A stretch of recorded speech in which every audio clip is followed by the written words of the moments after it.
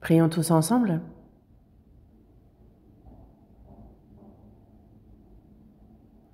Dieu notre Père, toi qui nous aimes, toi qui es saint et miséricordieux, Dieu, nous étions éloignés de toi et agissions dans le péché.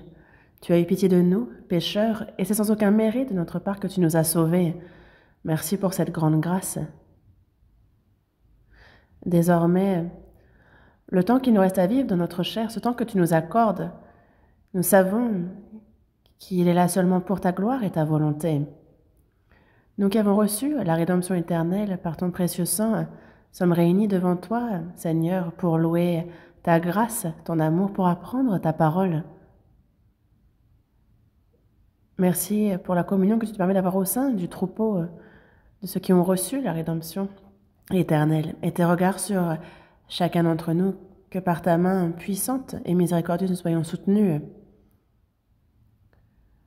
Des nombreuses églises dans le monde entier, en Corée, il y a les frères et sœurs qui, malgré les difficultés, les épreuves, gardent la foi.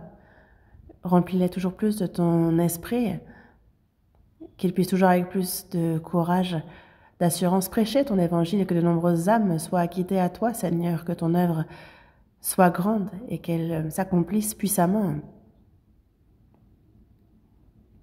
À tous les frères qui prêchent ta parole, donne-leur ta parole, ta sagesse, remplis-les de la puissance de ton esprit.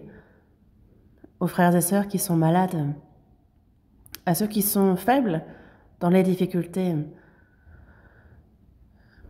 et te regarde sur chacun d'eux en toutes choses, fortifie-les, accorde-leur la santé, rétablis-les, que le reste de leur vie puisse être vécu pour toi, mais qu'ils ne manquent de rien pour remplir ton service et te servir. Des églises en Corée, dans le monde entier, dirige-les et sois avec elles en toutes choses. Nous croyons que tu le fais. En ton temps, tu nous donnes la parole dont nous avons besoin, tu nous enseignes la voie à suivre. À cette heure encore, Seigneur, manifeste ta parole, ta volonté sainte à cette heure et guide-nous et aide-nous à les comprendre. Nous avons prié au nom de notre Seigneur Jésus-Christ. Amen. Ouvrons la Bible. Psaume 1. Psaume 1. Psaume 1.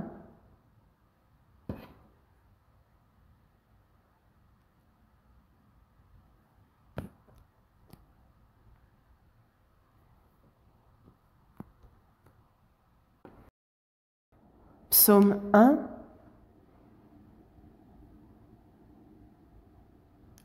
À partir du verset 1 au verset 6, je lis. Psaume 1.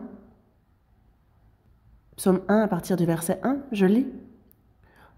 Heureux l'homme qui ne marche pas selon le conseil des méchants, qui ne s'arrête pas sur la voie des pécheurs, et qui ne s'assied pas en compagnie des moqueurs, mais qui trouve son plaisir dans la loi de l'Éternel et qui la médite jour et nuit. Il est comme un arbre planté près d'un courant d'eau qui donne son fruit en sa saison et dont le feuillage ne se flétrit point. Tout ce qu'il fait lui réussit. Il n'en est pas ainsi des méchants. Ils sont comme la paille que le vent dissipe. C'est pourquoi les méchants ne résistent pas au jour du jugement, ni les pécheurs dans l'assemblée des justes. Car l'Éternel connaît la voie des justes, et la voie des pécheurs mène à la ruine. Jusqu'ici?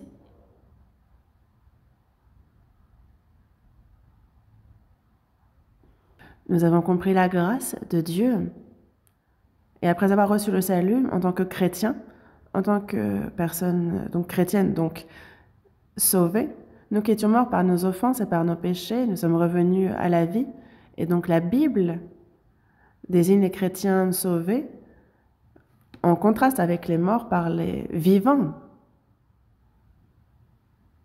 Et donc, nous, chrétiens sauvés, aux yeux de Dieu, il nous faut réfléchir à quelle est notre identité Nous, désormais, nous ne sommes plus morts. En Christ, nous avons la vie éternelle, nous sommes vivants. Dans Jean chapitre 5, verset 25, il est dit « L'heure vient, et elle est déjà venue, où les morts entendront la voix du Fils de Dieu, et ceux qui l'auront entendu vivront. » Les morts, on parle de ceux qui sont morts spirituellement. Et il y a ceux qui entendront l'évangile de vérité, l'évangile de grâce de Dieu, la voix du Fils de Dieu, et ils vivront. Et nous qui étions morts par nos offenses et par nos péchés, nous sommes revenus à la vie. On parle de l'âme, de l'esprit qui reprennent vie. Dans la première épître de Pierre, chapitre 1, verset 8, « Lui que vous aimez sans l'avoir vu, en qui vous croyez sans le voir encore, vous réjouissant d'une joie ineffable et glorieuse, parce que vous obtiendrez le salut de vos âmes pour prix de votre foi. » On parle du salut de nos âmes que nous avons reçu par la foi. Et il n'y a dans ce monde aucun mot qui nous permettrait de décrire cette joie ineffable et glorieuse dont nous nous réjouissons. Nous nous réjouissons, nous sommes reconnaissants pour ce salut. Et il n'y a pas de plus grande joie, de choses pour lesquelles on pourrait dire davantage merci. Dans ce monde, nous avons reçu la vie éternelle et nous sommes vivants devant Dieu. Sur cette terre, notre vie charnelle est pour une dizaine d'années. Et dès notre naissance, nous sommes déjà voués à la mort. C'est comme un prisonnier condamné à mort qui ne fait qu'ignorer la date de son exécution, mais qui sait que ce jour viendra. De la même manière, il y a ceux qui vivent et qui peuvent très bien mourir plus vite qu'un condamné à mort, ceux pour qui la mort est déjà fixée, puisque il est réservé aux hommes de mourir une seule fois, après quoi vient le jugement. Si la mort était la fin, ce serait tant mieux, mais il y a le jugement. Et si on est jugé, il y a la seconde mort, on entre dans l'étang de feu. Adam a désobéi à la parole de Dieu. Et alors, il a donc mangé l'arbre, le fruit de l'arbre de la connaissance du bien et du mal, dont il avait été dit, le jour où tu en mangeras, tu mourras. Ce jour-là, ce qui est mort, c'est son âme, son esprit. Et donc cette communication avec Dieu a été rompue. L'homme a été fait à l'image de Dieu. C'est un être tout particulier. Et il faut qu'il y ait une relation continue avec Dieu, mais cette connexion s'est rompue. Et donc il est mort, son esprit, son âme est morte.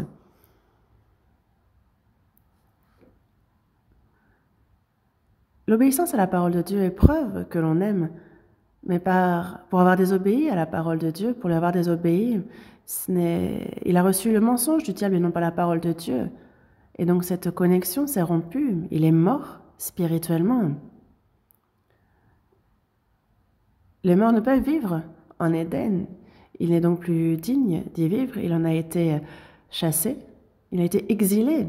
Et il est arrivé sur terre, la terre qui a été maudite, et sa peine a alors commencé. Mais Dieu ne l'a pas abandonné éternellement. Cette âme qui est morte à cause de la désobéissance, c'est Jésus qui est venu lui redonner la vie. Adam, le premier homme, Adam, devint une âme vivante, mais le dernier Adam est devenu un esprit vivifiant, comme il est dit dans la seconde épître aux Corinthiens, dans la première épître. Donc lui, il est venu un esprit vivifiant, et notre âme a donc repris vie. Ceux qui ne sont pas sauvés sont morts spirituellement, et durant leur vie sur cette terre, ils mènent une vie de mort.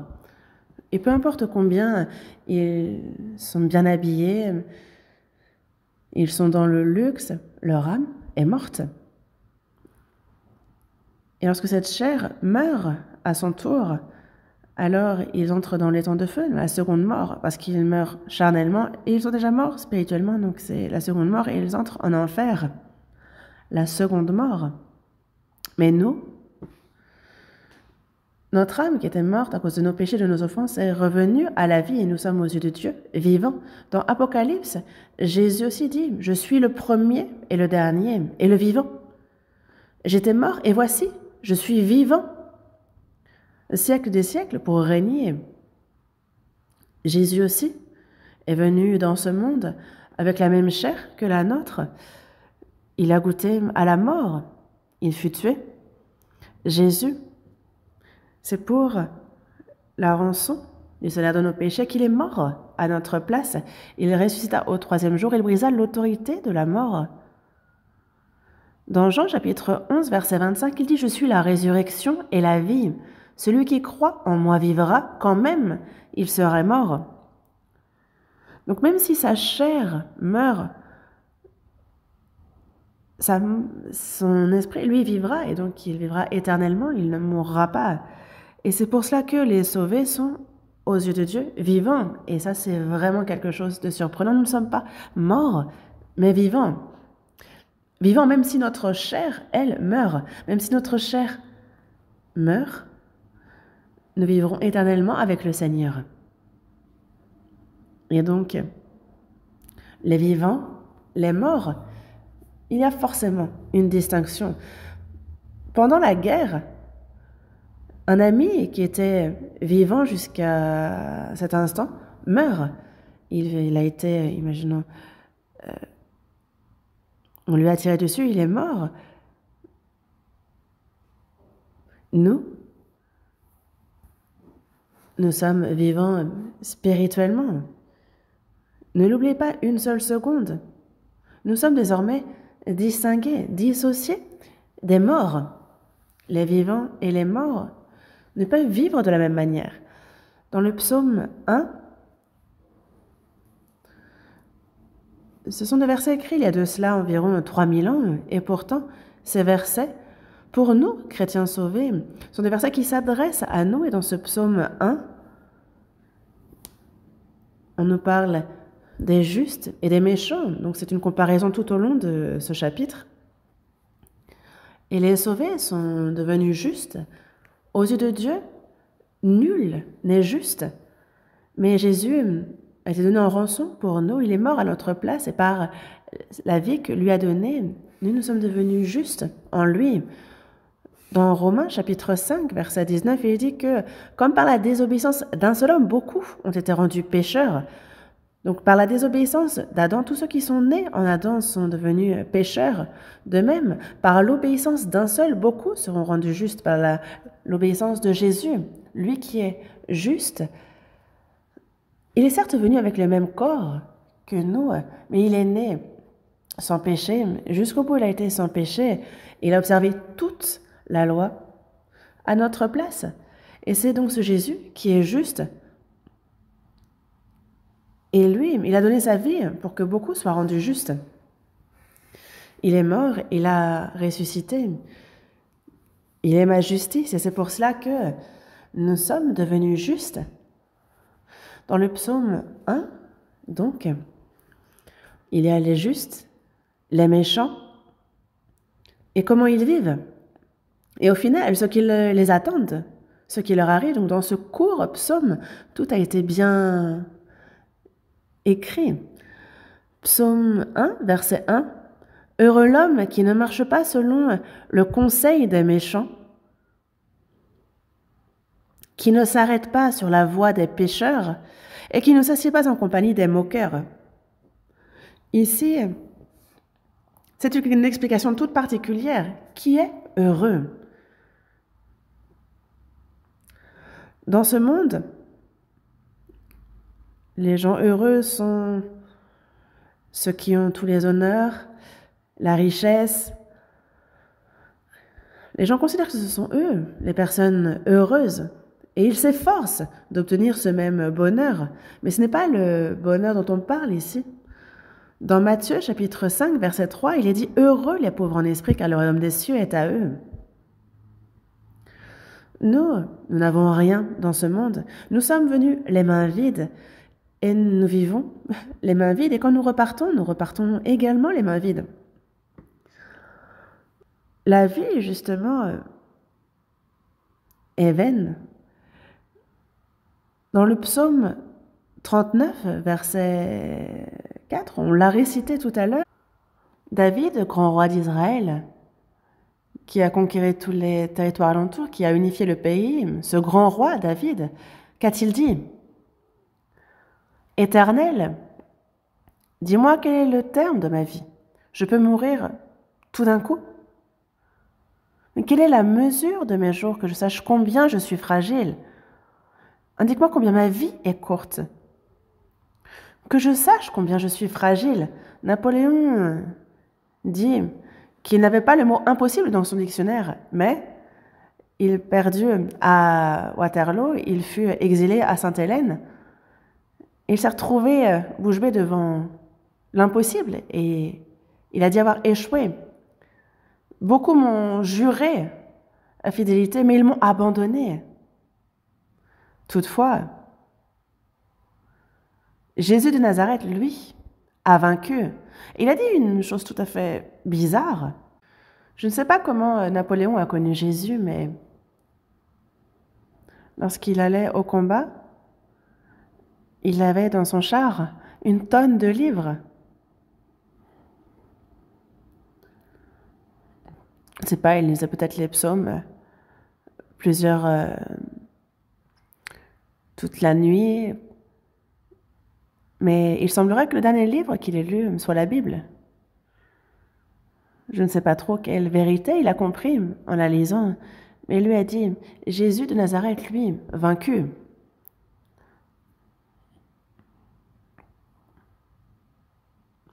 Combien lui ont juré fidélité et sont morts pour lui. Lui est mort sur la croix. Tous le pensaient vaincu, qu'il avait échoué, mais en fait non, il est le véritable vainqueur. David, lui, alors qu'il était un roi de tous les honneurs, qui pourrait très bien s'en prendre à lui, lui qui a justement conquéri tous les territoires, qui a unifié le pays, lui qui était sur ce trône de gloire. Qu'a-t-il dit? Que je sache combien je suis fragile, quelle est la mesure de mes jours. Les jours de nos années s'élèvent à 70 ans et pour les plus robustes à 80 ans. Et l'orgueil qu'ils en tirent, n'est que peine et misère. Ils passent vite et nous nous envolons. Voici, tu as donné à mes jours la largeur de la main et ma vie est comme un rien devant toi. La largeur de la main, mettez-y une fourmi et vous la verrez en quelques secondes tomber de votre paume. Notre vie n'est pas plus large que la paume d'une main aux yeux de Dieu. Et oui, notre vie est courte. Il a raison en cela.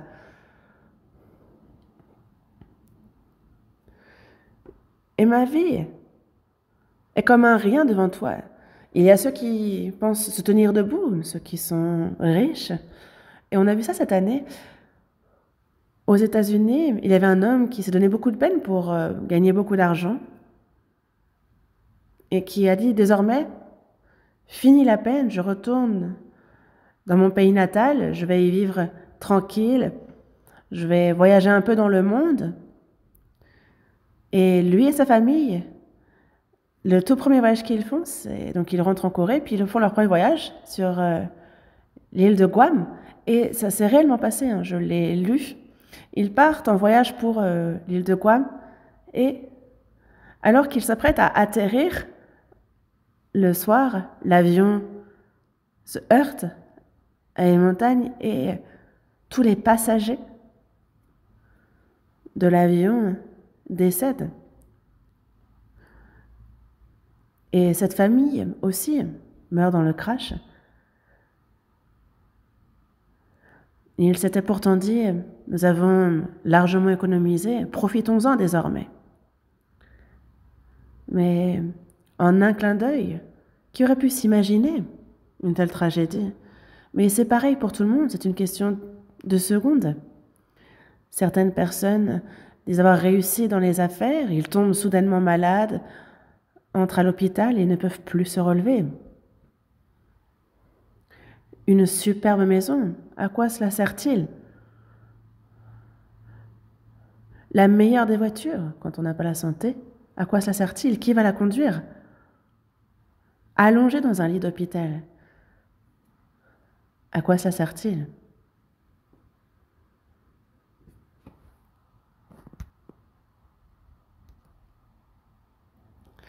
Et ce genre de cas est fréquent.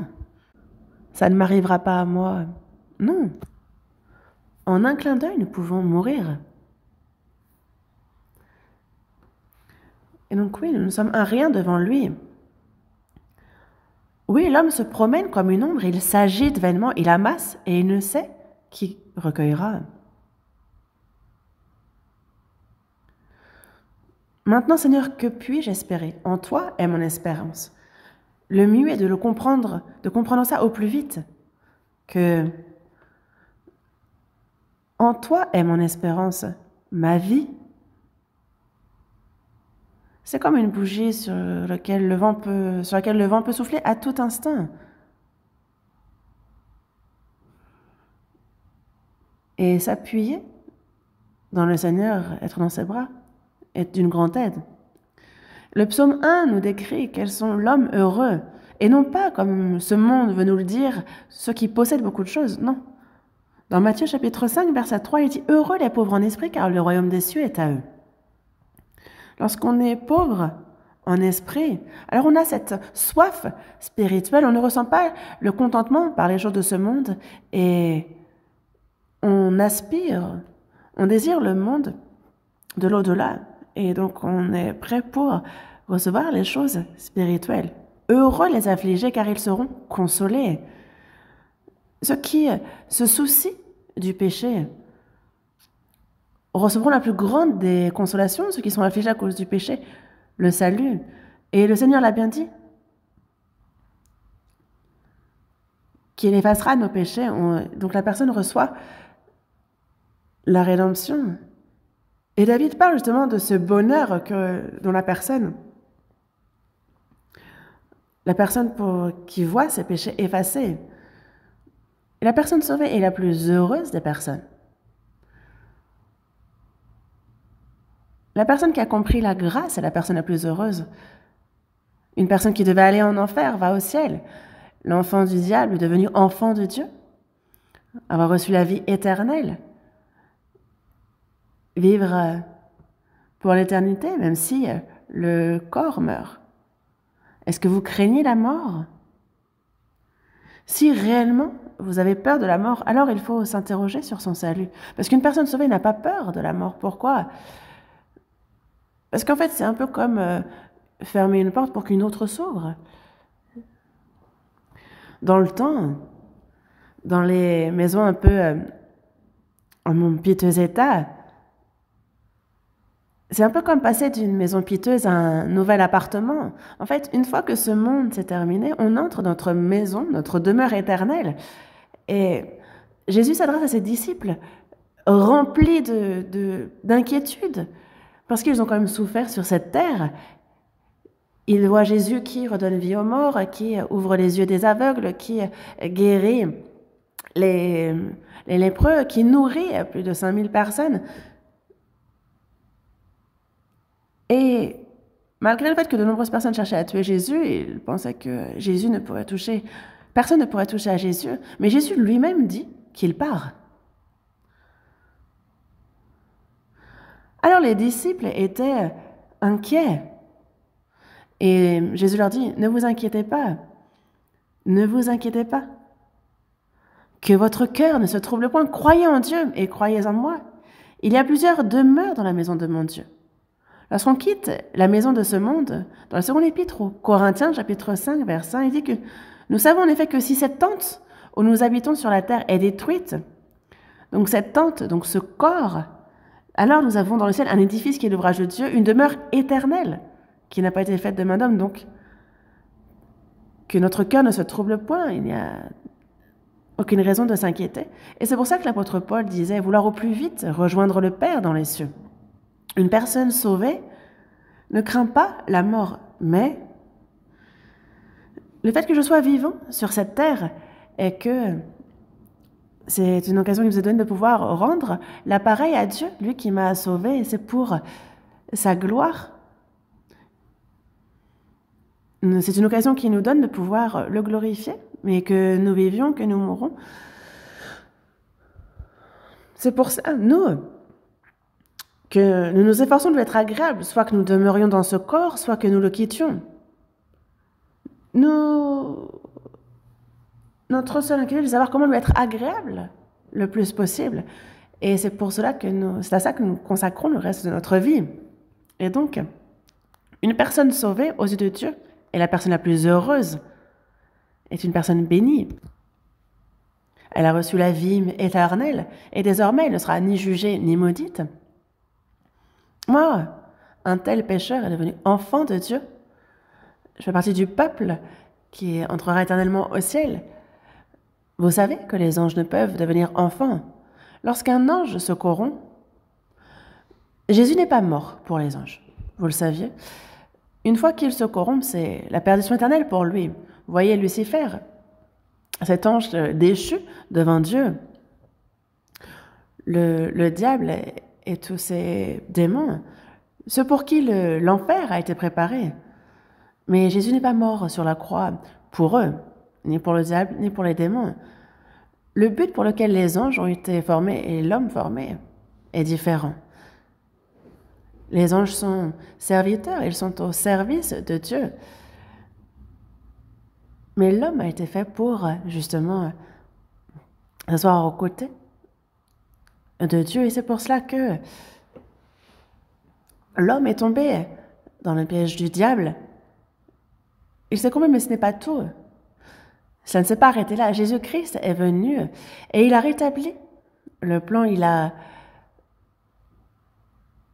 permis à l'homme de redevenir partenaire en amour de Dieu, de pouvoir partager à sa gloire. Et c'est une position bien plus élevée que les anges. Les anges ne peuvent devenir fils de Dieu. Ils ne peuvent devenir l'épouse du Seigneur. Épouse de Christ, c'est quoi? On peut avoir vécu dans un tout petit village, même la petite vilaine du village, si elle se marie bien, elle peut devenir première femme du pays, elle peut devenir madame d'une personne très riche. Et le Christ, il est le roi des rois. Alors, épouse de Christ, ça fait reine des reines. Et vous vous dites, mais là, on a quand même beaucoup de reines, je m'inquiète. Mais ce n'est pas reine dans le sens de ce monde, mais c'est en termes de position. Dans Romains chapitre 8, verset 17, il dit « Toutefois, nous souffrons avec lui afin d'être glorifiés avec lui. » Donc, on parle d'être glorifiés avec lui. Les anges nous envient tellement. Et c'est pour ça que dans Hébreux chapitre 1, verset 14, on parle de ces esprits au service de Dieu, des anges qui sont envoyés pour exercer un ministère en faveur de ceux qui doivent hériter du salut. Et ils sont invisibles aux yeux, mais ils sont toujours là à servir ceux qui doivent hériter du salut. Et ils rendent compte constamment à Dieu. Et Dieu a bien dit, gardez-vous de mépriser un seul de ces petits, car je vous dis que leurs anges dans les cieux voient continuellement la face de mon Père qui est dans les cieux. Donc si on méprise un petit, alors l'ange va le rapporter à Dieu et dit, Dieu, tu sais, il y a un tel, il est en train d'insulter ce petit, et donc il rapporte à Dieu.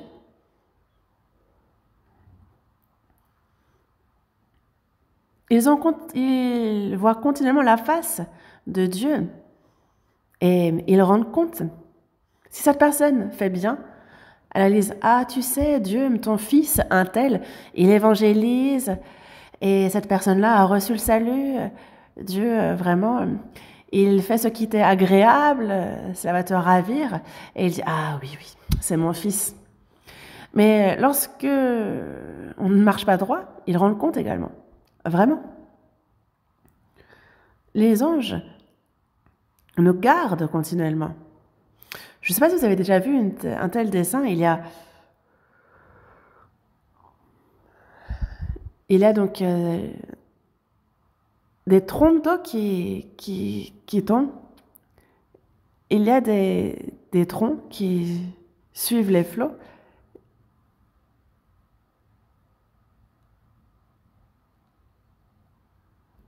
Et il y a une personne qui s'est accrochée à ce tronc qui flotte. Et la personne, elle peut être emportée par le courant. Mais sur cette image, en fait, on voit un ange qui, lui, garde cette personne. Je ne sais pas si vous avez déjà vu ce dessin. J'ai pas l'impression. Bah, si vous la voyez, achetez-la. Cette peinture est superbe. Ou essayez de la dessiner. Il y a un ange qui est invisible et pourtant, de même, il nous garde constamment. Et où est-ce que nous avons lu ça dans la Bible? C'est dans Hébreux chapitre 1, verset 14.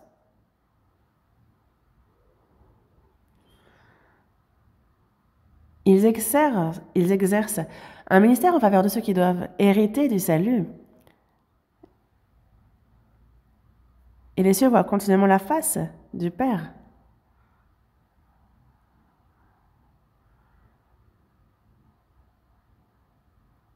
On l'a vu avec Pierre aussi. C'est des anges qui endorment tout le monde, qui permettent à Pierre de sortir de la prison. En tout cas, heureux est l'homme sauvé. Heureux le Fils de Dieu. Et on ne peut expliquer, décrire combien heureux est la personne sauvée, le Fils de Dieu. Heureux, béni, heureux l'homme qui ne marche pas selon le conseil des méchants. Les enfants de Dieu sauvés, les chrétiens sauvés, les vivants, qu'est-ce qui est différent? Ils ne marchent pas selon le conseil des méchants, déjà. Les méchants, le diable. Dans Matthieu chapitre 6, on a le Seigneur Jésus qui enseigne la prière. Notre Père qui est aux cieux, Our Father in heaven, notre Père qui est aux cieux, que ton nom soit sanctifié. Nous devons sanctifier le nom de notre Père qui est aux cieux à travers nos paroles, à travers notre vie, à travers nos actions. Non pas seulement par notre bouche, que ton nom soit sanctifié, blablabla, alors que derrière on marche, on agit mal, non. Que ton nom soit sanctifié, que ton règne vienne, que ta volonté soit faite sur la terre comme au ciel. Nous prions pour cela. Lorsque l'évangile est prêché, alors les âmes sont sauvées et cela agrandit le royaume de Dieu. Que ton règne vienne. Que ta volonté soit faite sur la terre comme au ciel. Elle est résolue au ciel et elle s'accomplit sur terre. Comment? À travers la vie des chrétiens. C'est alors que la volonté de Dieu s'accomplit à travers les sauvés. Et ne nous induis pas en tentation, mais délivre-nous du malin.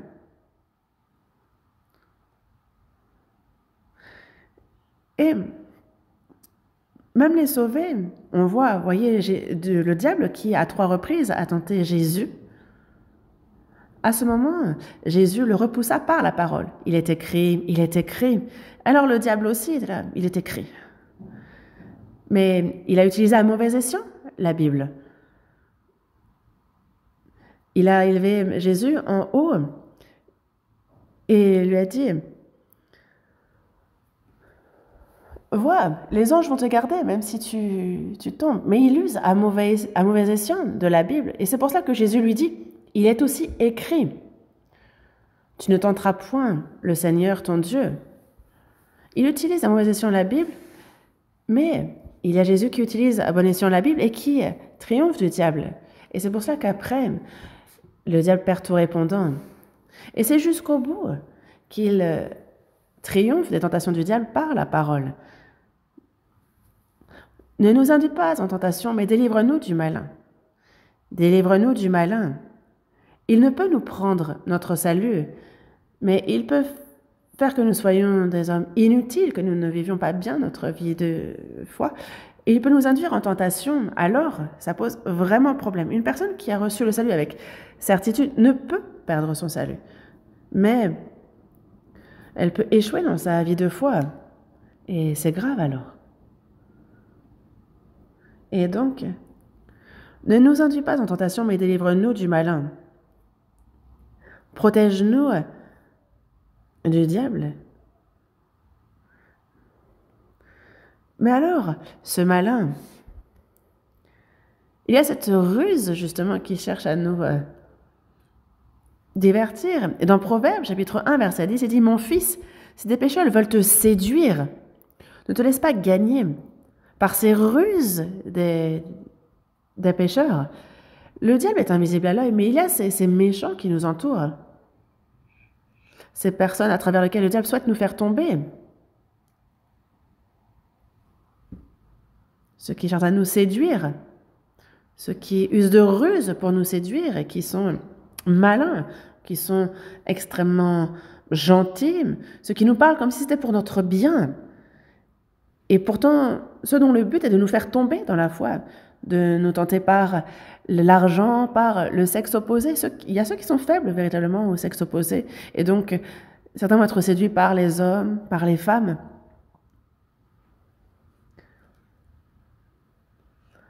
Et ça peut être fatal de chuter dans la foi. Et dans la première épître aux Corinthiens, chapitre 15, il dit « Ne vous y trompez pas par les mauvaises compagnies, parce que les mauvaises compagnies corrompent les bonnes mœurs. » Les mauvaises compagnies, la compagnie de ceux qui ne sont pas sauvés, ne pas s'en approcher, parce que ça corrompt les bonnes mœurs, et donc il faut être ferme. Nous, pour évangéliser, nous buvons, nous passons du temps avec ces personnes, mais il ne faut pas que l'on se teinte de leur couleur, c'est momentané, pour les évangéliser dans ce but-là. Donc c'est heureux l'homme qui ne marche pas selon le conseil des méchants. Et ce n'est pas seulement à travers les autres, mais Adam aussi est tombé. Mais l'homme est tellement habitué à suivre le mensonge du malin, et bien moins à suivre la vérité.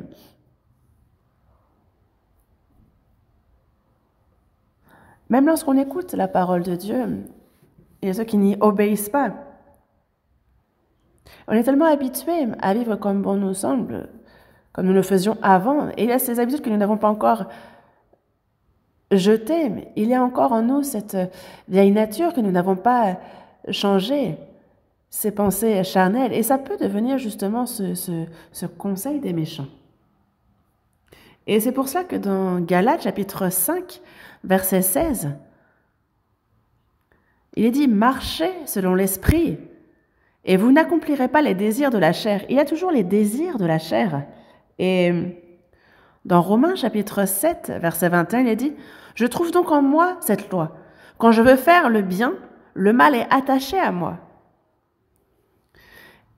Donc il y a l'homme intérieur et la chair qui luttent l'un contre l'autre. On a ici la confession de l'apôtre Paul. L'apôtre Paul aussi, après le salut, avait cet homme intérieur qui souhaitait vivre selon la volonté de Dieu, qui veut suivre cette volonté, mais il trouve en lui cette autre loi. Il veut faire le bien, mais c'est le mal qui est attaché à lui. Et c'est pour ça que dans la première épître de Pierre, chapitre 2, verset 11, il nous est dit de nous abstenir des convoitises charnelles qui font la guerre à l'âme. On a ces convoitises charnelles qui font la guerre à l'âme, qui sont contre Dieu. Quand on écoute la parole, une personne sauvée va dire « Oui, Seigneur, oui, oui. Dieu, c'est ta parole est la vérité. Oui, il nous faut vivre selon ta volonté. » Et la personne est résolue à vivre selon la volonté du Seigneur. Elle dit « Amen, Dieu, je vais vivre selon ta volonté. » La personne quitte la grande salle, descend les escaliers, et à quoi pense-t-elle? Est-ce qu'il faut vraiment vivre selon la parole? Moi, j'ai telle et telle situation. Si je veux vivre selon la parole de Dieu, je ne pourrais pas faire ci, je ne pourrais pas faire ça. Je vais être limitée dans ci, il faut que je me sacrifie pour ça, ça va être dur. Je n'ai pas très envie. La personne descend les escaliers, elle arrive à l'extérieur, et là, il y a une personne très bien habillée qui passe et fait « Waouh! À combien ça peut bien coûter ?» Et une voiture nouveau modèle passe, la personne est là « Waouh !» Et la personne est envieuse de tout. Et donc ses yeux s'ouvrent de nouveau au monde. Et ça a très vite disparu, cette résolution à vivre selon la volonté de Dieu. Et c'est là le problème. Les résolutions qui ne durent pas plus de 3 jours.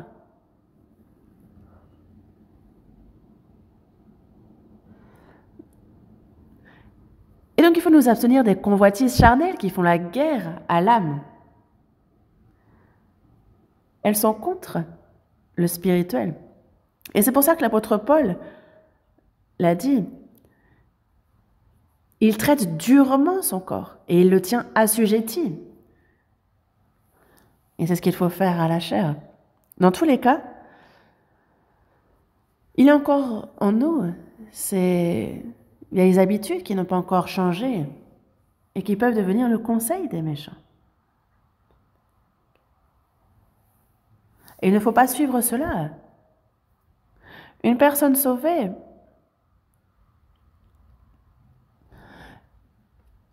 parce qu'il y a Uzel qui cherche à utiliser ça au maximum pour nous faire tomber. Heureux celui qui ne marche pas sur le conseil des méchants, qui ne tombe pas aux tentations du diable, qui ne se laisse pas avoir part des paroles de ce monde. Donc ne pas suivre le conseil des méchants. Compris?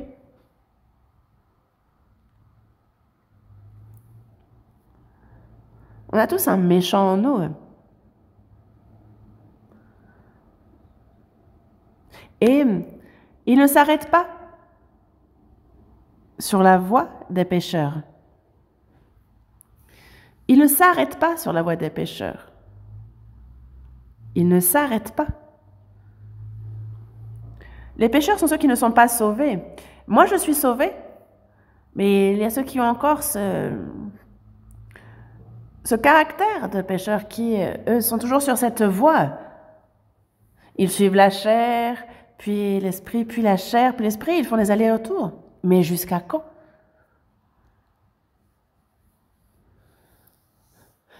La route que nous suivons est étroite et peut paraître dure.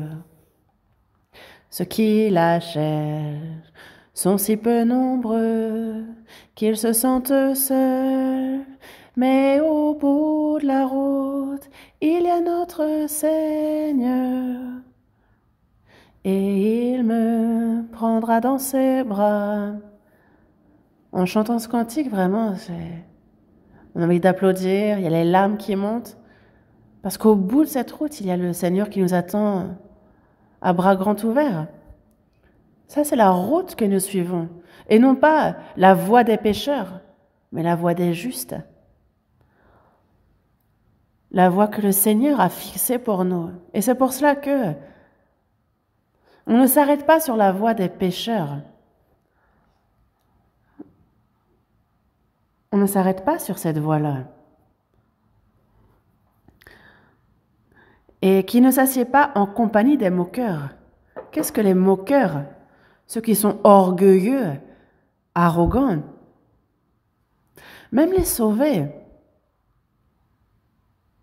disent, la parole de Dieu dit cela, mais pour moi, ça va être un peu difficile de vivre selon cette parole. Moi, je ne vais pas en enfer, je ne peux pas non plus suivre à la lettre cette parole, ceci, cela. Et il y a tellement d'excuses pour ne pas obéir à la parole de Dieu. Ils disent, la parole de Dieu, certes, mais finalement, la personne va suivre sa pensée et ses excuses. Et ça, c'est un moqueur. Et nous, il ne faut pas s'asseoir en compagnie des moqueurs. Il faut tout de suite se relever et reprendre son chemin. Et qui ne s'assied pas en compagnie des moqueurs? Une personne sauvée est heureuse, véritablement heureuse. Il ne marche pas selon le conseil des méchants, il ne s'arrête pas sur la voie des pécheurs et il ne s'assied pas en compagnie des moqueurs. Les moqueurs, on ne peut être en leur compagnie. Il ne faut pas qu'on partage la même place que ces gens-là. Mais qui trouve son plaisir dans la loi de l'Éternel. Mais, on retrouve beaucoup de mais dans la Bible, mais aussi seulement, mais qui seulement trouve son plaisir dans la loi de l'Éternel, dans la loi de l'Éternel seulement. Mais maintenant, Seigneur, que puis-je espérer? En toi est mon espérance, et en toi seulement. Il n'y a plus aucune espérance en ce monde.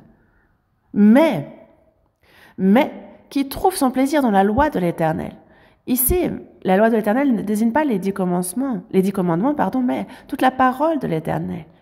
Mais qui trouve son plaisir dans la parole de l'Éternel. Une personne sauvée se réjouit, trouve son plaisir dans la parole. Et vous y trouvez votre plaisir? Vous prenez plaisir à la parole de Dieu? Certaines personnes disent lire la Bible quand ils ne trouvent pas le sommeil. Un vrai somnifère, disent-ils. Et il est écrit... Ils disent que c'est vraiment inintéressant. Alors que quand ils lisent les magazines sur les people, leurs yeux ont des petites paillettes, mais quand c'est la Bible, ils s'endorment. Dans le psaume 119, verset 103, il dit « Que tes paroles sont douces à mon palais, plus que le miel à ma bouche. »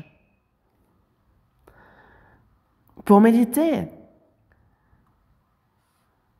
David a bien dit que lui-même, justement, il se levait pour goûter et méditer sa parole. Moi aussi, il m'arrive que je me réveille de bon matin, 3 heures, 4 heures du matin, il faudrait que je dorme un peu plus pourtant. Je cherche à dormir, mais le sommeil ne vient plus. Et donc je vais dans mon bureau et je commence par lire la Bible. Il faut aussi préparer les sermons, donc c'est ce que je fais également. Alors, vraiment, la parole de Dieu entre en moi et il me l'a fait comprendre. La parole de Dieu, c'est celle que nous avons à nos côtés toute notre vie. On y lit chaque jour de notre vie, elle nous instruit. Et dès qu'on part en voyage, un petit modèle, une mini-Bible dans notre sac partout. Et c'est vrai que nous avons la Bible sur le téléphone, il y a l'application, mais ne regardez pas votre téléphone à l'église. Il est bon d'avoir la version papier. Dans tous les cas, il nous faut aspirer, désirer la parole, qu'elle soit proche de nous. Il nous faut s'approcher de la parole, c'est s'approcher de Dieu. Mais qui trouve son plaisir dans la loi de l'Éternel et qui la médite jour et nuit. Trouver son plaisir dans la parole de Dieu. Ta parole est une lampe à mes pieds et une lumière sur mon sentier. Dans le psaume 119, verset 105, ta parole est une lampe à mes pieds. Elle m'enseigne la voie à suivre. Ta parole qui éclaire le chemin que je dois suivre, éclaire vivement le chemin que je dois suivre. Et moi, dans le temps, j'allais pour un séminaire en province et je dîne et puis à peine dîner, il fait déjà noir.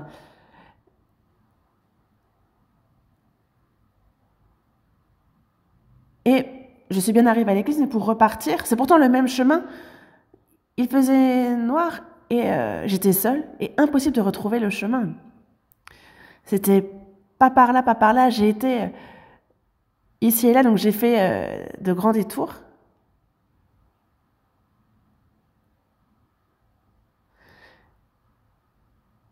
Et moi, j'ai demandé, mais elle est où l'église? Et quelqu'un m'a dit, l'église, suivez-moi. Donc j'ai suivi cette personne. Et en plein jour, aucun problème, je trouvais ma route.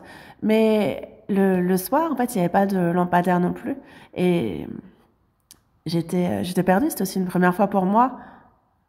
Et c'est pareil pour nous, le royaume des cieux, c'est une première, donc il y a un chemin à suivre. Et il nous indique clairement la voie à suivre. Il nous enseigne. Je t'instruirai et te montrerai la voie que tu dois suivre. Je te conseillerai, j'aurai le regard sur toi. Dans le psaume 119, verset 30-33, il est dit « Affermis mes pas dans ta parole et ne laisse aucune iniquité dominer sur moi. » Affermis mes pas dans ta parole.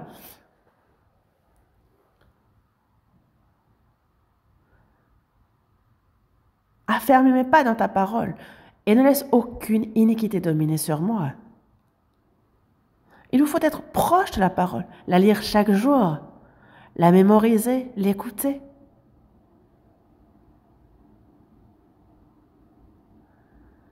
Devant la télé, c'est des heures passées à faire et la Bible, dès qu'il faut la lire, vous la lisez plus ou moins. Quelle vie de foi vous voulez mener ainsi? Non. Le cœur n'est pas bon. Mais qui trouve son plaisir dans la loi de l'Éternel et qui la médite jour et nuit. Méditer, ce n'est pas je ferme les yeux, je réfléchis encore et encore. Non, méditer. Dans Lévitique, chapitre 11, il y a les animaux purs. Donc on parle de ces animaux qui ont donc la corne fendue, le pied fourchu, et ceux qui ruminent, comme la vache, le mouton.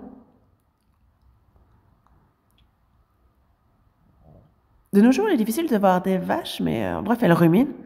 Alors qu'auparavant, dès qu'on allait dans la campagne, on pouvait voir des vaches. Et les vaches, même si elles sont immobiles, la mâchoire bouge. Qu'est-ce qu'elle fait? Est-ce qu'elle mâche un chewing-gum? Elle rumine. Et ils ont combien d'estomac? Il y a cette étape qu'elle mange, et puis qu'elle régurgite, et puis qu'elle remâche. Et c'est pour cela que, malgré le fait qu'elle soit herbivore, elle a une grande force. Elle rumine. Elle a la corne fendue, le pied fourchu. Il nous faut aussi ruminer, méditer jour et nuit la parole de Dieu. Où que j'aille, de nuit comme de jour, réfléchir à la parole. Méditer jour et nuit, ce n'est pas être là, statique, fermer les yeux, non. C'est que cette parole, on fasse le lien avec notre vie constamment.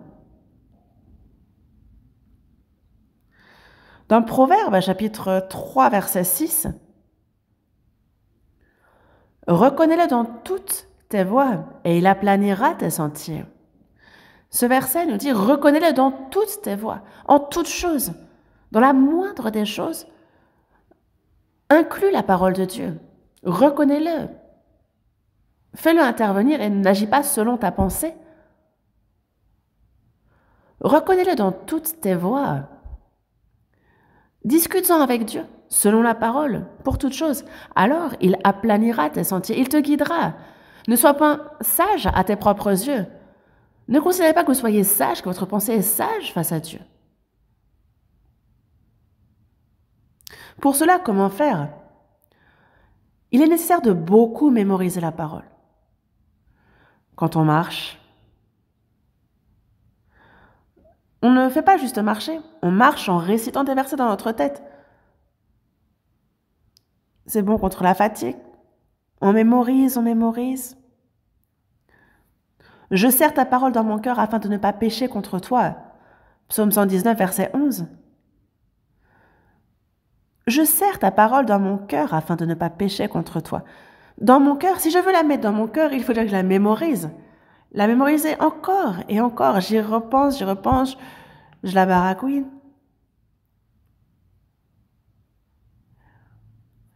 Il y a certaines personnes, on les effleure et c'est des insultes qui sortent. Mais si vous avez, ils sont à fleur de peau.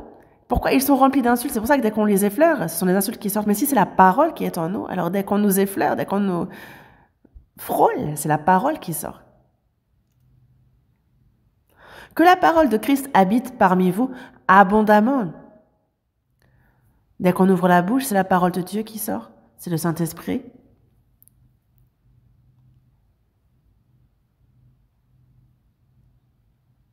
Méditer jour et nuit, c'est qu'au quotidien, dans tous les aspects de notre vie, faire le lien avec Dieu. Reconnais-le dans toutes tes voies.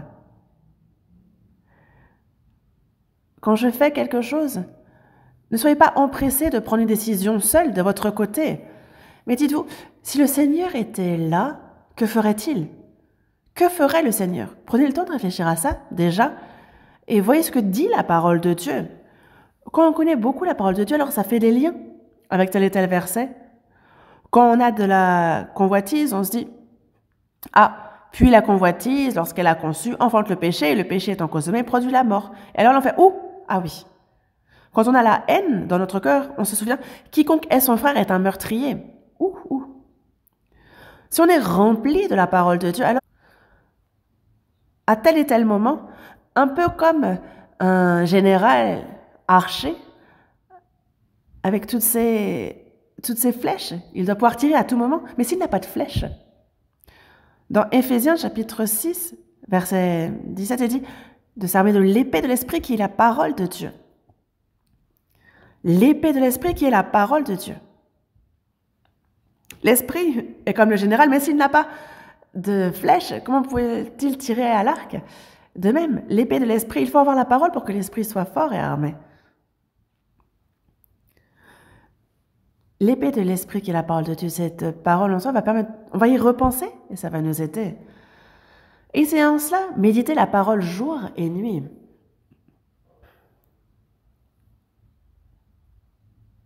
La parole, c'est toujours faire le lien avec mon quotidien à chaque instant. Discuter en toute chose avec le Seigneur à chaque instant. Alors on ne peut pas prendre la mauvaise voie.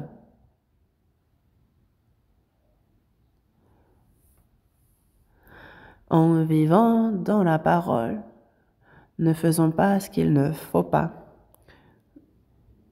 Ne pas prendre la mauvaise voie. Et qu'il la médite jour et nuit.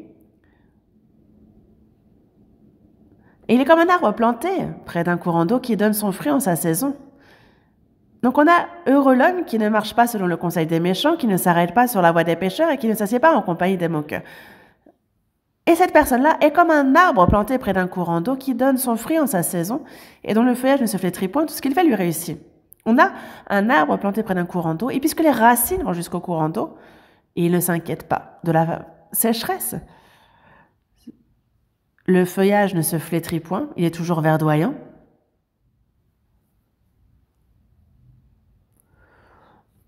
Dans Jérémie chapitre 17, versets 7 et 8, cherchons ce passage. Jérémie, chapitre 17. Jérémie, chapitre 17, verset 6, verset 7. Un instant.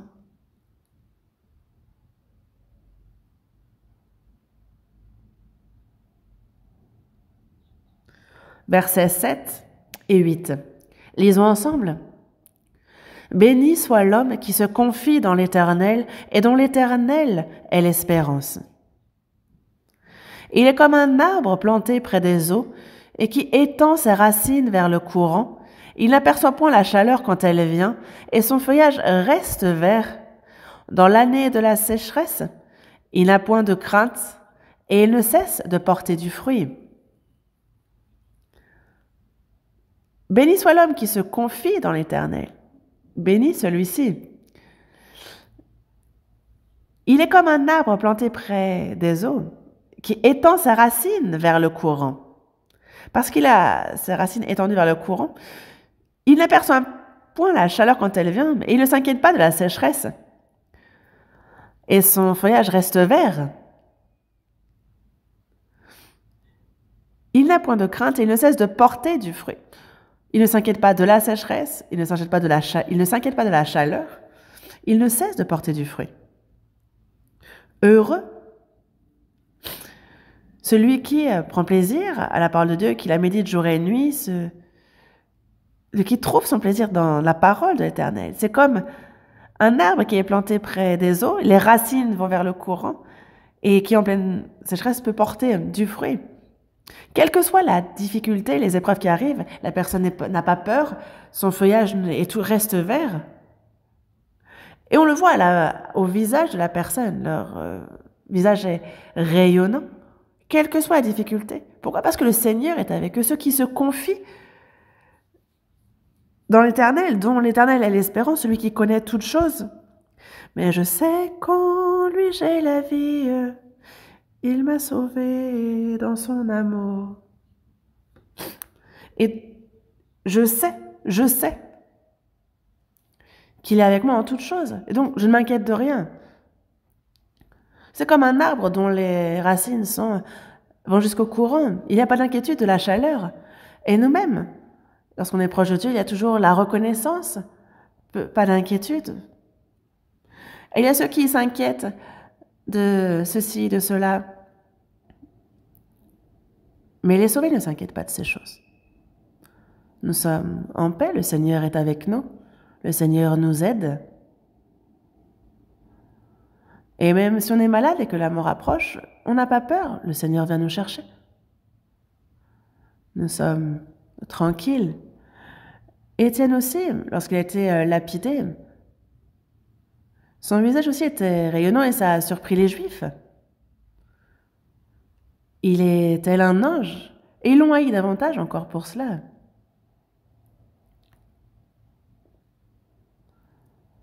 Voici, a-t-il dit, je vois les cieux ouverts et le Fils de l'homme debout à la droite de Dieu.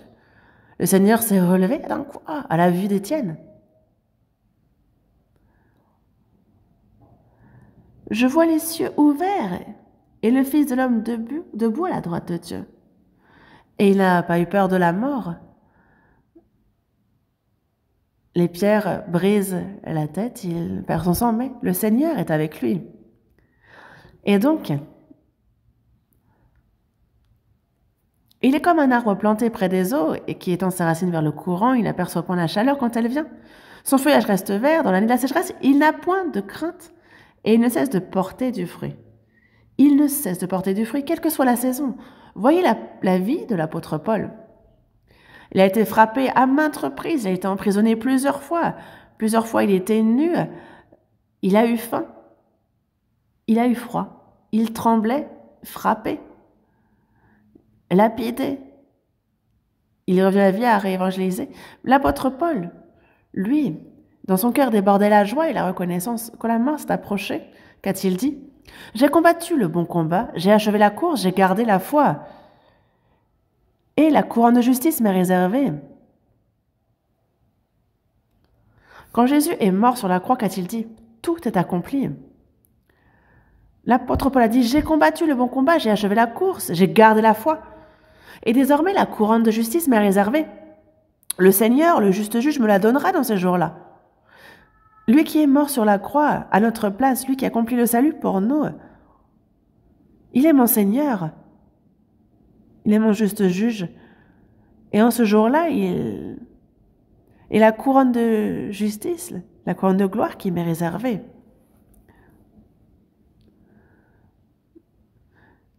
Et nous serons aussi héritiers, si toutefois nous souffrons avec lui afin d'être glorifiés avec lui. Une place d'honneur. Et dans le psaume 1, retournons au psaume 1. Psaume 1, verset 3. Il est comme un arbre planté près d'un courant d'eau qui donne son fruit en sa saison et dont le feuillage ne se flétrit point. Tout ce qu'il fait lui réussit. Il n'en est pas ainsi des méchants, ils sont comme la paille que le vent dissipe. Et pour les méchants alors? Ce n'est pas comme les justes, ils ne se réjouissent pas de la parole. Non. Eux, quand la sécheresse arrive, c'est comme un arbre tout desséché, qui ne savent que faire, sans espérance, personne en qui s'appuyer. Ils sont comme la paille que le vent dissipe. Ils sont comme la paille que le vent dissipe. Oui. Dans Matthieu chapitre 5, il y a Jean-Baptiste qui s'adresse à ceux qui sont en face de lui. Déjà la cognée est mise à la racine des arbres. Tout arbre donc qui ne produit pas de bons fruits sera coupé et jeté au feu. Et il leur dit à tous, moi je vous baptise d'eau, mais il vient, celui qui est plus puissant que moi, et je ne suis pas digne de délier la couronne de ses souliers. Lui, il vous baptisera du Saint-Esprit et de feu.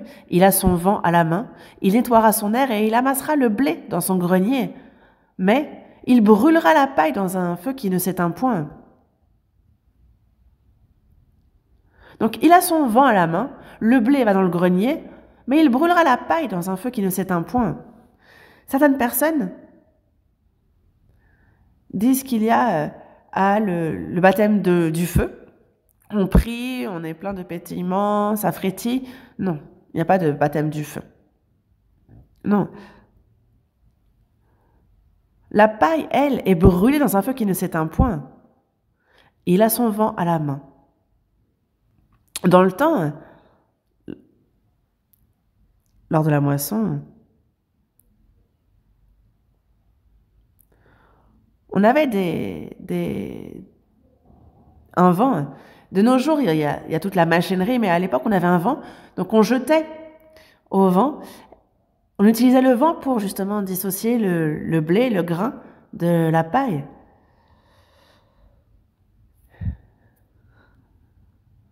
Ça se faisait en plusieurs coups.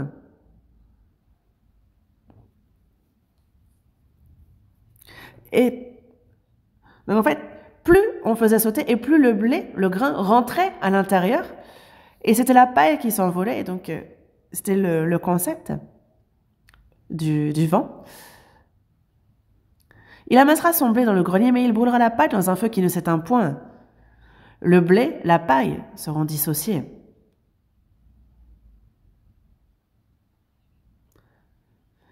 Il n'en est pas ainsi des méchants, ils sont comme la paille que le vent dissipe. La paille que le vent dissipe, le vent se charge de dissiper la paille. Dans Éphésiens, chapitre 2,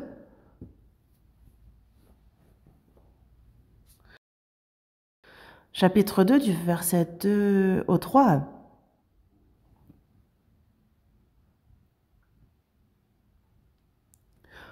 Vous marchez autrefois selon le train de ce monde, selon le prince de la puissance de l'air. Oui, c'était le train de ce monde. On suivait notre cœur. Le train de ce monde, selon comment le vent soufflait, on suivait cela.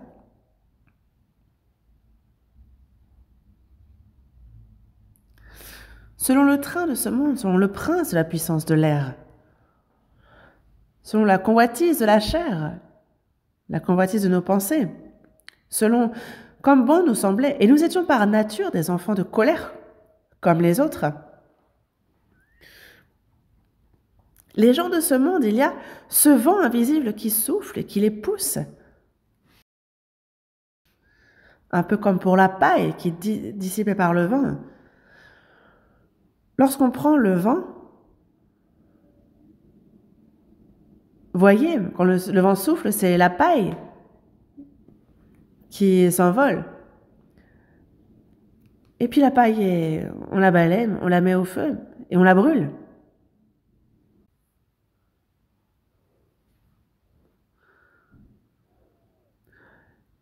Les méchants sont comme la paille que le vent dissipe, ceux qui vivent selon la convoitise de leur chair, selon leurs pensées, les méchants.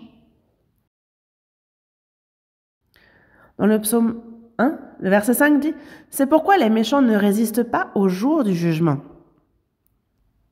Les méchants ne résistent pas au jour du jugement. Ça signifie que c'est au-delà de leur force.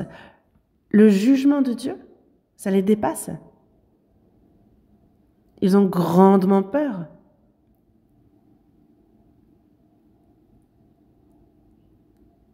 Il n'y a absolument pas moyen d'éviter à ce jugement, et ça pour l'éternité. Les méchants ne résistent pas au jour du jugement, ni les pécheurs dans l'assemblée des justes. Il y a l'assemblée des justes, ce troupeau saint, le troupeau des saints, sauvés, à part. Nous, nés de nouveau, sauvés, en tant qu'enfants de Dieu, nous suivons la parole, nous marchons selon l'esprit, nous sommes unis, nous observons sa parole. Nous communions, nous aimons les uns les autres. Il y a ce troupeau saint. C'est ça l'assemblée des justes, l'Église. Les méchants ne résistent pas au jour du jugement, ni les pécheurs dans l'assemblée des justes. Oui. Quelqu'un qui n'est pas sauvé, quelqu'un qui vit dans ce monde, qui s'assoit à l'église, ça va vite être ennuyeux pour lui. Ah, c'est quand que ça se termine? Ah, faut aller dans un endroit bien plus sympa une fois que c'est terminé. Ça finit quand? Et il s'amuse ailleurs. Ici, quand ils viennent, ils s'ennuient. Et les gens se disent, mais ceux qui croient en Jésus, mais qu'est-ce qui est amusant dans leur vie?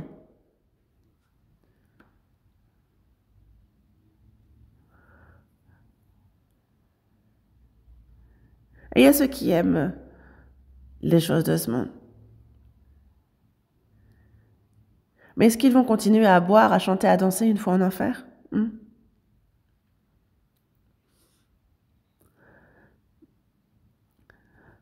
Et l'Éternel connaît la voie des justes et la voie des pécheurs mène à la ruine. L'Éternel connaît la voie des justes. Nous, toute notre vie, obéissant à la parole, c'est une voie que l'Éternel connaît, il la reconnaît et il s'en réjouit. Mais la voie des pécheurs mène à la ruine. Elle mène à quoi? À la ruine.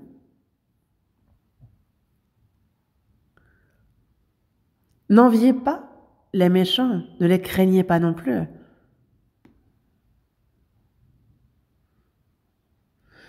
Ils passent leur jour dans le bonheur et ils descendent en un instant au séjour des morts. Nous obéissons à la parole de Dieu et nous souffrons de beaucoup de choses, mais le Seigneur est avec nous. Le Seigneur nous guide, il n'y a rien à craindre.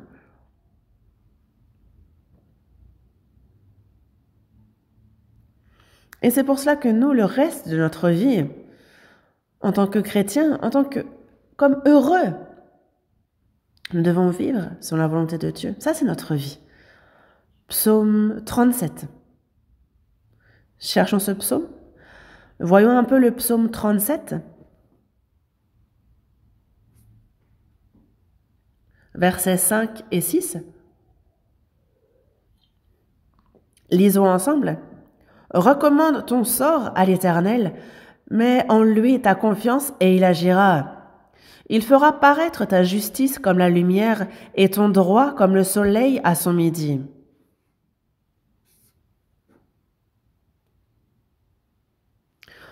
Recommande ton sort à l'Éternel. Nous confions tout en l'Éternel, lui, il nous garde, et jusqu'à ce que nous entrions dans son royaume, il nous guide. Recommande ton sort à l'Éternel, mets en lui ta confiance et il agira, il fera paraître ta justice comme la lumière et ton droit comme le soleil à son midi. Nous marchons dans la lumière, et c'est pour cela que nous vivons dans ce monde, mais nous ne sommes pas du monde. Nous avons été choisis du milieu du monde pour entrer dans le royaume de Dieu. Dans Jean chapitre 15, Jésus nous le dit, « Vous n'êtes pas du monde, je vous ai choisi du milieu du monde. » Notre chair vit dans ce monde, mais nous ne sommes pas du monde. Ce monde n'est pas ma maison. Ma maison est dans le ciel, au-delà. Et le Seigneur m'appelle d'en haut pour que je le rejoigne. Et moi, dans ce monde, je ne veux pas rester. Ma maison n'est pas dans ce monde. Ma maison, ma cité est dans les cieux, dans cette demeure éternelle glorieuse dans les cieux. Il y a beaucoup de demeures qu'il a préparées pour nous en haut et on est impatients. Pourquoi vivons-nous sur cette terre? Est-ce que c'est parce que nous n'arrivons pas à mourir? Est-ce que c'est que nous avons encore envie de quoi que ce soit? Non. C'est que nous avons affaire. C'est pour cela. L'amour que nous avons reçu du Seigneur, donc nous pratiquons cet amour les uns envers les autres, nous obéissons à sa parole. Il nous faut aller, après avoir vécu selon la volonté de Dieu, nous prêchons son évangile pour que d'autres âmes soient sauvées aussi. Est-ce que vous allez juste recevoir le salut puis partir? Non, obéissons à la parole. Vivons selon la volonté de Dieu, évangélisons. Soyons agréables à Dieu. Est-ce que vous ne pensez pas qu'il faut partir en ayant fait son œuvre? Et c'est pour ça que nous, chrétiens, nous avons un but dans la vie. Proverbe, chapitre 4, verset 18. Voyons un instant ce passage. Proverbe, chapitre 4, verset 18. Lisons ensemble. Le sentier des justes est comme la lumière resplendissante, dont l'éclat va croissant jusqu'au milieu du jour. Le sentier des justes, le sentier des justes est comme la lumière resplendissante. Le matin, on voit le soleil qui se lève et petit à petit, la lumière s'intensifie et l'éclat va croissant jusqu'au milieu du jour. Donc petit à petit, cet éclat va croissant. On ressemble toujours plus au Seigneur. Petit à petit, nous, dans ce monde obscur, comme le Seigneur l'a dit, vous êtes la lumière du monde. Il est la lumière de la vie. Nous avons reçu cette lumière et désormais, nous reflétons cette lumière au monde. L'éclat va croissant jusqu'au milieu du jour. Et dans le verset 19, il est dit « La voix des méchants est comme les ténèbres, ils n'aperçoivent pas ce qui les fera tomber. »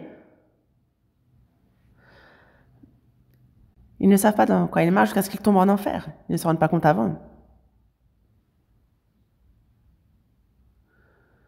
La voix des méchants, donc ceux qui ont quitté la parole de Dieu, la seule chose qu'ils attendent, c'est la ruine. Nous, vivants, nous nous soumettons absolument à la parole de Dieu. Jean, chapitre 14.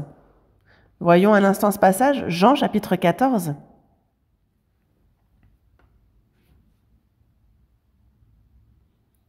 Jean, chapitre 14.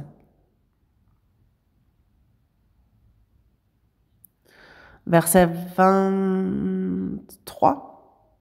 Chapitre 14. Verset 23. Versets 23 et 24, lisons ensemble. Jésus lui répondit, « Si quelqu'un m'aime. » Jean chapitre 14, verset 23. Jésus lui répondit, « Si quelqu'un m'aime, il gardera ma parole et mon Père l'aimera. Nous viendrons à lui et nous ferons notre demeure chez lui. Celui qui ne m'aime pas ne garde point mes paroles. Et la parole que vous entendez n'est pas de moi, mais du Père qui m'a envoyé. »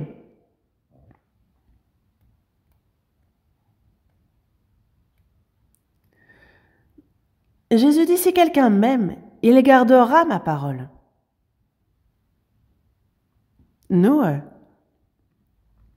dans la première épître de Jean, chapitre 1, verset 14, il dit que nous l'avons aimé parce qu'il nous a aimés en premier. Parce qu'il nous a aimés, nous l'aimons en retour. En fait, on réagit à l'amour qu'il a eu pour nous.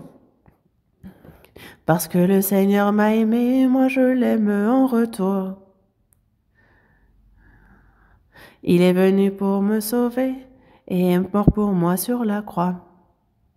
Le Seigneur est venu mourir sur la croix par amour pour moi et moi je l'aime en retour. Parce qu'il m'aime, je l'aime et parce que je l'aime, j'obéis à sa parole. Qu'est-ce que l'obéissance? Obéir à sa parole.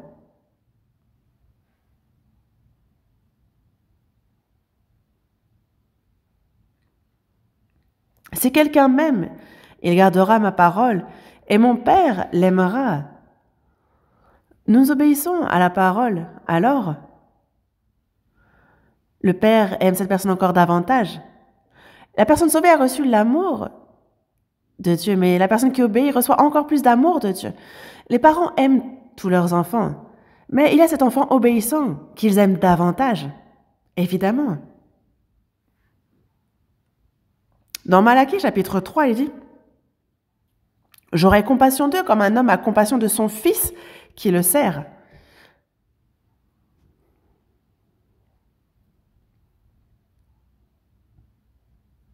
Ceux qui aiment Dieu lui obéissent et ils les aiment davantage quand nous servons Dieu. Nous sommes encore plus précieux pour lui, évidemment. Mon Père l'aimera.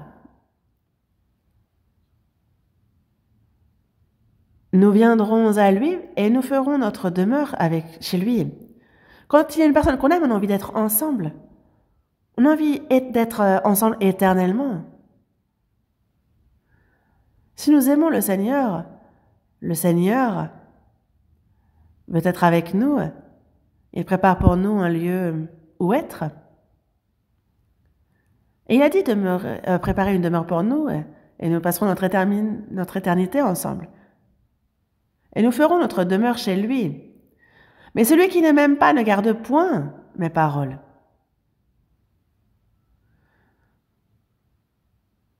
Ne pas garder la parole, c'est ne pas aimer le Seigneur. Quelqu'un qui ne garde pas la parole de Dieu, est-ce une personne qui aime Dieu? On doute. Est-ce que la personne a bien compris l'amour du Seigneur? L'amour se donne, se reçoit. Le Seigneur est mort pour nous sur la croix. Il nous a manifesté ainsi son amour. Mais le Seigneur veut aussi recevoir notre amour. C'est un malheur de ne faire que donner son amour. L'amour se donne, se reçoit, se donne, se reçoit. C'est ça l'amour. Et le Seigneur aussi veut recevoir notre amour. C'est pour cela que pour nous, il prépare une demeure pour être ensemble. Des personnes qui s'aiment ne veulent jamais se séparer, elles veulent éternellement vivre ensemble. Celui qui ne m'aime pas ne garde point mes paroles. Et la parole que vous entendez n'est pas de moi, mais du Père qui m'a envoyé.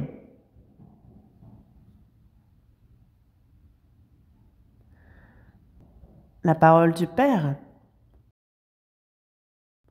Nous, sauvés, sommes vivants. Et nous sommes justes aux yeux de Dieu, nous qui sommes vivants dans ce monde. Nous sommes non seulement justes, mais il nous faut également vivre en tant que tels. Le méchant, donc le non-sauvé, tous les non-sauvés sont méchants. Les méchants suivent le diable, le malin. Et ce qui les attend, c'est le jugement et la perdition éternelle. Nous avons été saintement séparés de cela. Et les vivants doivent vivre et marcher comme il se doit en tant que vivants. Je m'arrête ici pour aujourd'hui. Prions. Dieu notre Père, toi qui es miséricordieux, Dieu par ton précieux sang, tu nous as, sans aucun mérite de notre part, sauvés, et fait que nous n'avons plus à recevoir ni le jugement ni la malédiction. Nous sommes tes enfants saints, tu nous fais entrer dans ton royaume éternel. Merci pour cette grande grâce. Désormais, Seigneur, tu es avec nous aussi le reste de notre vie. Tu guides nos pas et aide-nous à vivre pour ta volonté. Nous te remercions de nous guider ainsi, de nous aider. Et nous qui avons reçu par ton sang la rédemption de nos péchés, nous voulons vivre pour ta volonté, pour ta grâce. Aide-nous à cela, que nous soyons gardés par ta puissance et qu'aucune iniquité de ce monde ne puisse dominer sur nous. Guide-nous dans ce sens. Nous avons prié au nom de notre Seigneur Jésus. Amen.